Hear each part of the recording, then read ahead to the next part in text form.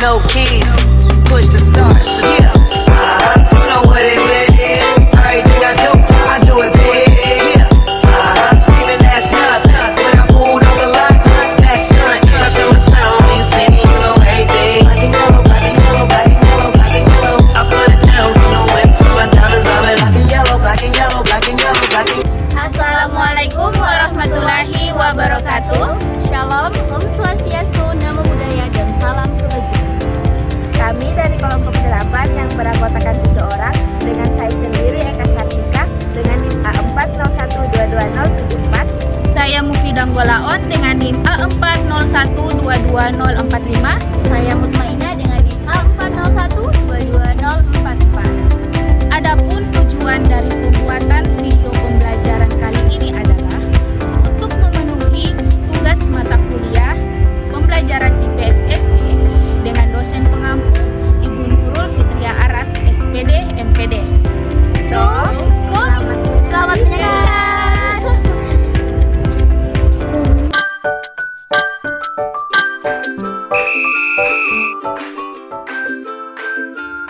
A. Pentingnya model pembelajaran kooperatif. Pembelajaran kooperatif penting karena membawa konsep inovatif dan menekankan keaktifan peserta didik, juga diharapkan dapat meningkatkan hasil belajar peserta didik. Peserta didik dapat bekerja dengan sesama peserta didik lainnya dalam suasana yang harmonis dan saling bekerja sama, serta memiliki banyak kesempatan untuk mengolah informasi dan meningkatkan keterampilan berkomunikasi. B. Pengertian pembelajaran kooperatif. Istilah cooperative learning atau pembelajaran kooperatif berasal dari kata kooperatif yang artinya bekerja sesuatu secara bersama-sama dengan saling membentuk satu sama lainnya sebagai satu kelompok atau satu tim. Dalam pembelajaran ini akan tercipta sebuah interaksi yang lebih luas, yaitu interaksi dan komunikasi yang dilakukan antara guru dengan peserta didik dengan peserta didik, dan peserta didik dengan guru. C. Tujuan pembelajaran kooperatif. Tujuan dari pembelajaran kooperatif adalah untuk mengajarkan kepada peserta didik keterampilan kerjasama dan kolaborasi. Dalam pembelajaran kooperatif tidak hanya mempelajari materi saja, namun peserta didik juga harus mempelajari keterampilan-keterampilan khusus yang disebut keterampilan kooperatif. Keterampilan kooperatif ini berfungsi untuk melancarkan hubungan kerja dan tugas. Peranan hubungan kerja dapat dibangun dengan mengembangkan komunikasi antar anggota kelompok, sedangkan peranan tugas dilakukan dengan membagi tugas antara anggota kelompok selama kegiatan.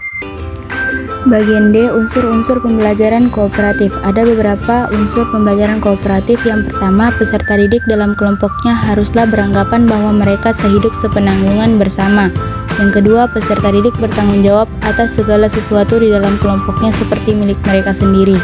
Yang ketiga, peserta didik haruslah melihat bahwa semua anggota di dalam kelompoknya memiliki tujuan yang sama.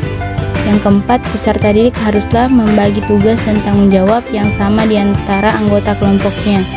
Yang kelima, peserta didik akan dikenakan evaluasi atau diberikan hadiah atau penghargaan yang juga akan dikenakan untuk semua anggota kelompok. Yang keenam, peserta didik berbagi kepemimpinan dan mereka membutuhkan keterampilan untuk belajar bersama selama proses belajarnya. Yang ketujuh, peserta didik diminta mempertanggungjawabkan secara individual materi yang ditangani dalam kelompok kooperatif. Landasan teori pembelajaran kooperatif. Model pembelajaran kooperatif tidaklah berevolusi dari satu pendekatan belajar tunggal, melainkan berasal dari berbagai teori. Menurut John Dewey, ia menetapkan sebuah konsep pendidikan yang menyatakan bahwa kelas harusnya dijadikan sebagai cermin masyarakat yang lebih besar dan berfungsi sebagai laboratorium untuk belajar tentang kehidupan nyata.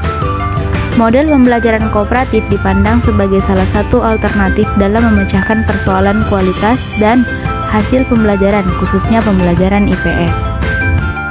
Implementasi pembelajaran kooperatif. Guru dalam melaksanakan pembelajaran model kooperatif harus memperhatikan langkah-langkah pelaksanaannya. Yang pertama, guru merancang rencana pelaksanaan pembelajaran dengan menetapkan tujuan yang akan dicapai. baik ranah kognitif, afektif maupun psikomotorik sosial yang dapat dikembangkan oleh peserta didik baik secara individu maupun kelompok. Yang kedua, guru pada saat menyampaikan materi hanya menyampaikan pokok-pokoknya saja, karena pendalaman materi akan dibahas dan dilakukan oleh peserta didik melalui belajar kelompok. Yang ketiga, guru harus membimbing dan mengarahkan peserta didik ketika kegiatan diskusi kelompok berlangsung, baik secara individual maupun kelompok, agar selama diskusi berlangsung tidak keluar dari topik pembelajaran yang telah direncanakan. Yang keempat, guru bertindak sebagai moderator ketika masing-masing kelompok mempresentasikan hasil kerjanya dalam diskusi kelas. Tipe-tipe pembelajaran kooperatif. Yang pertama, kooperatif tipe Number Head Together atau NHT merupakan suatu model pembelajaran yang lebih mengedepankan kepada aktivitas peserta didik dalam mencari, mengolah, dan melaporkan informasi dari berbagai sumber yang akhirnya dipresentasikan di depan kelas. Yang kedua, kooperatif tipe Teams Games Tournament atau TGT adalah salah satu tipe pembelajaran kooperatif yang menempatkan peserta didik dalam kelompok-kelompok belajar yang beranggotakan 5-6 orang. Peserta didik yang memiliki kemampuan, jenis kelamin, dan suku atau ras yang berbeda. Yang ketiga, kooperatif tipe investigasi kelompok pembelajaran kooperatif. Implementasi model pembelajaran kooperatif G ini dalam pembelajaran secara umum dibagi menjadi 6 langkah, yaitu sebagai berikut. Yang pertama, mengidentifikasi topik dan mengorganisasikan peserta didik ke dalam kelompok. Yang kedua, merencanakan tugas-tugas belajar. Yang ketiga, melaksanakan investigasi. Yang keempat, menyiapkan laporan akhir.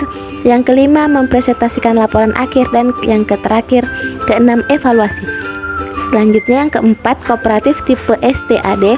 Model ini dikembangkan oleh Robert Slavin dan teman-temannya di Universitas Johns Hopkins. Menurut Slavin, model ini merupakan variasi pembelajaran kooperatif yang paling banyak diteliti. Langkah-langkah pembelajaran kooperatif tipe STAD adalah sebagai berikut. Yang pertama, penyampaian tujuan dan motivasi. Yang kedua, pembagian kelompok. Yang ketiga, presentasi dari guru. Yang keempat, kegiatan belajar dalam tim atau kerja tim. Yang kelima, kuis atau evaluasi. Dan yang terakhir, yang keenam, penghargaan prestasi tim. Yang kelima, kooperatif tipe Cooperative Integrated Reading and Computation atau CIRC.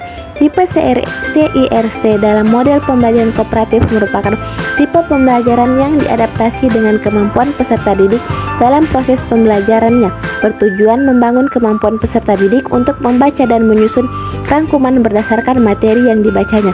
Yang keenam, kooperatif tipe Jigsaw. Jigsaw merupakan model belajar kooperatif dengan cara peserta didik belajar dalam kelompok kecil yang terdiri dari 4-6 orang secara heterogen, dan peserta didik bekerja sama saling ketergantungan, positif dan bertanggung jawab secara mandiri.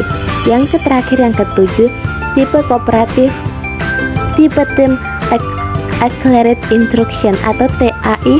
Model pembelajaran kooperatif tipe TAI ini dikembangkan oleh Slavin. Menurut Slavin, tipe ini mengombinasikan keunggulan pembelajaran kooperatif dan pembelajaran individual. Tipe ini dirancang untuk mengatasi kesulitan belajar peserta didik secara individual. Peran guru dalam model pembelajaran kooperatif. Menurut Roger dalam Santoso, bahwa peran guru dalam pelaksanaan pembelajaran kooperatif adalah sebagai fasilitator. Seorang guru harus memiliki sikap-sikap sebagai berikut. Yang pertama, mampu menciptakan suasana kelas yang nyaman dan menyenangkan. Yang kedua, membantu dan mendorong peserta didik untuk mengungkapkan dan menjelaskan keinginan dan pembicaraannya baik secara individual maupun kelompok. Yang kedua, sebagai direktur motivator, guru berperan untuk membantu kelancaran diskusi kelompok. Guru berperan dalam membimbing serta mengarahkan jalannya diskusi, membentuk kelancaran diskusi, atau tidak memberikan jawaban. Keunggulan dan kelemahan pembelajaran kooperatif. Jarolo, Mick, dan Parker dalam Santoso mengatakan bahwa yang pertama, keunggulan yang diperoleh dalam pembelajaran model kooperatif adalah sebagai berikut. Yang pertama, saling ketergantungan yang positif. Yang kedua, adanya pengakuan dalam merespon perbedaan individu. Dan yang ketiga, peserta didik dilibatkan dalam perencanaan dan pengelolaan kelas. Sedangkan menurut Sanjaya, kelemahan dari pembelajaran kooperatif adalah sebagai berikut. Yang pertama, peserta didik membutuhkan waktu untuk memahami dan mengerti pembelajaran kooperatif ini. Yang kedua, diperlukan peer teaching yang efektif sehingga proses pembelajaran dapat mencapai tujuan yang telah ditentukan. Dan yang terakhir, yang ketiga, penilaian yang diberikan didasarkan kepada hasil kerja kelompok. Itulah tadi video pembelajaran dari kelompok 8. Semoga bermanfaat untuk kita semua. Jangan lupa like, comment, and share. Oke? Bye-bye. Bye-bye.